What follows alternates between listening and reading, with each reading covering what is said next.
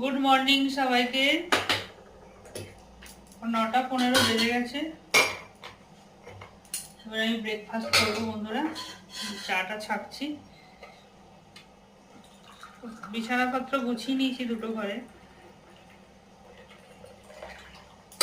আস্তে আস্তে অন্যান্য কাজগুলো করবো, আগে খেয়ে নিই ব্রেকফাস্ট।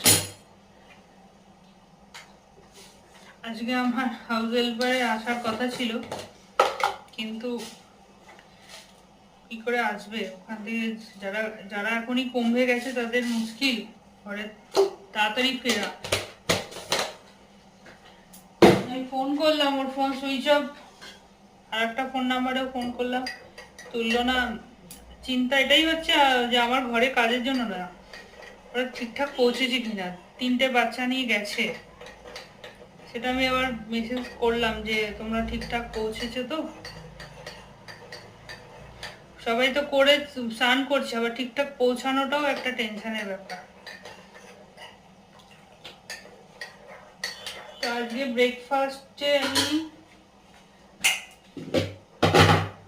পরোটা বানিয়েছিলাম, মেয়েকেও দিলাম স্কুলে, আমিও নিজের জন্য বানিয়ে রেখেছি। মেয়ে নিয়ে গেছে কলেজে, স্কুলে বলে ফেলেছি কলেজে নিয়ে গেছে। ও তরকারি বেশি নেবো না, অল্প নেবো, ওই কালকের তরকারি।